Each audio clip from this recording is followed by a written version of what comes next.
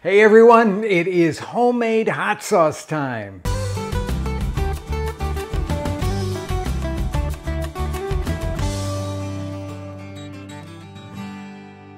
Hello everyone and welcome back to my kitchen. If you're anything like me, you love to shop at farmers markets. And this time of year for me, they are filled with all different kinds of peppers and chilies.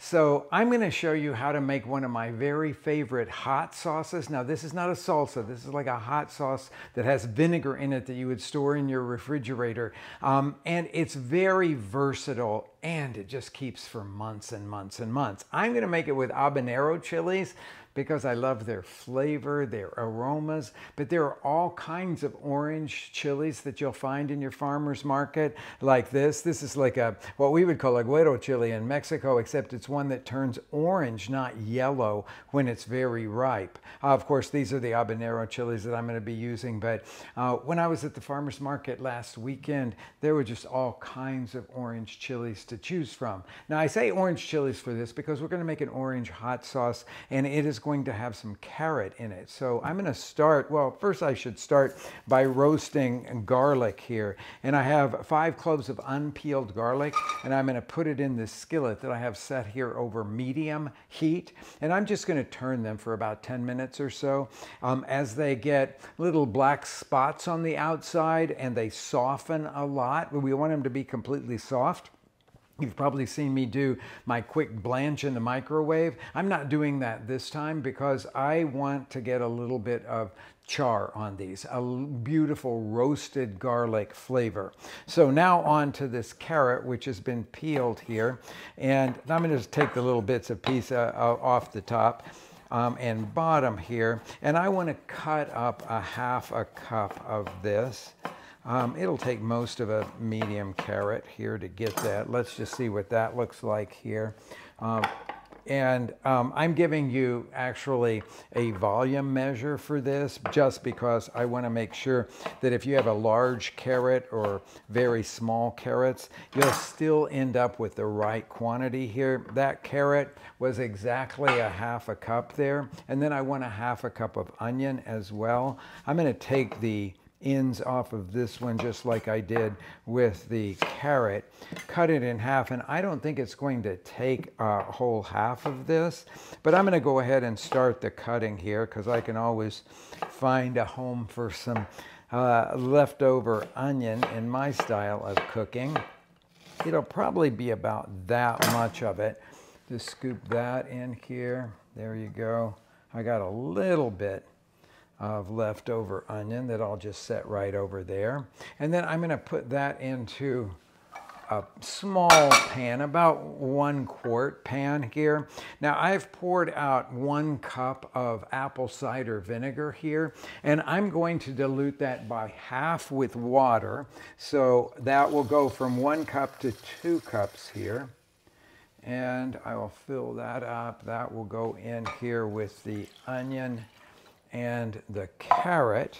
I'm going to turn that one on to kind of a medium heat, and we're going to add to that these habaneros. I'm just going to do them whole. Now, if I was using these other chilies, I would cut them into pieces that are about 1 inch or so.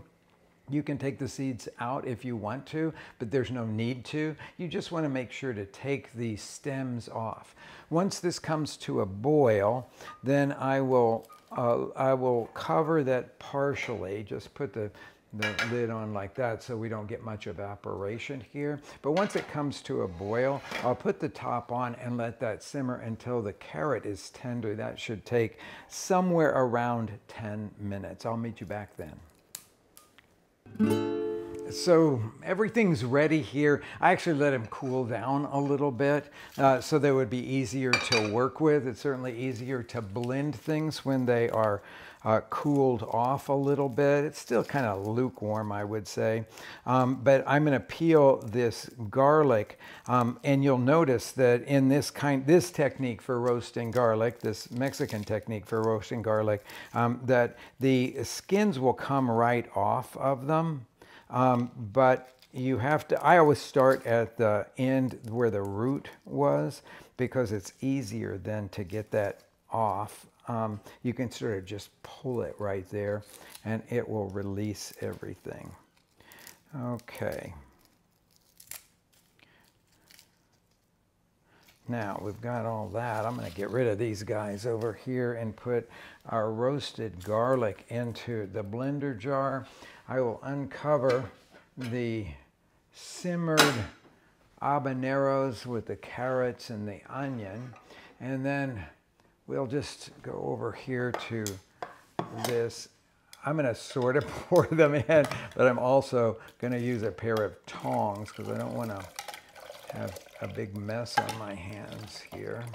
So you can see there's a little bit of steam that's coming out of it, but it will be easier at a lukewarm temperature to do this blending. Nonetheless, I am going to pull this center part out of the cap there and then turn this guy on and get it started. I always start it on the lowest speed so it doesn't throw everything to the top. And then once I've got it going, I will increase the temperature, the speed, and then I want to make sure that this gets absolutely smooth.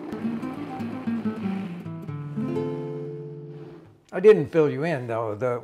This thing comes out because if it's in there and that stuff is very hot, it will expand and it'll just throw the top right off though. That's the reason that all blenders have this centerpiece that you can take off here. Now, another word of warning. If you're going to do a very hot sauce like this habanero hot sauce, capsaicin, the hot stuff in chilies, is volatile into the air with heat. That means that when you take that top off, or even take the little piece out of the center there, it will fill your kitchen and you may feel it in the back of your throat like you've gotten, as they say in Spanish, enchilado. So I can smell it. It smells that beautifully like habanero chilies, but it also smells really hot. Now, the next thing is that we have to do the seasoning of this, and it's a little wacky because it is a very hot sauce. Now, having made this a number of times, I can tell you that 2 teaspoons of salt is about the right amount. I'm going to taste it in a minute, but I'm going to start with what I know to be the right amounts here. And then to pull out that flavor of the chili, its natural fruitiness, I'm going to put about a half a teaspoon of sugar into this. And I'm just going to turn it back on again. Just now, this is the point at which I usually take a small rag and put it over the top of it so that I can, in case it just burps up like that when I get it started here. But I always, again, start it on lower speed and go to higher speed. That won't take very long to get that mixed in there. And now, without even uncovering it, I'm just going to put a small spoon in there and taste it and see if I think. Now, remember, we're making hot sauce here, so it should be hot. But it should also be vinegary and salty because this is like a condiment, so it needs to be fully salted. Lots of people do not fully salt their condiments, and so they fall flat when you spread them on something or dribble them over something. Okay. Wow, it is so richly flavorful. It's also really hot. And it tastes to me like I've hit that right amount of salt. So for this amount, 2 teaspoons was right. The addition of the sugar is just a little add-on here. So you can put it into any kinds of jars that you could seal and then store in your refrigerator. I'm going to use these. They were little maple syrup jars that I collected over the years because I like one of the local maple syrups, and I'm just going to put the funnel on here and then just pour this into the jar.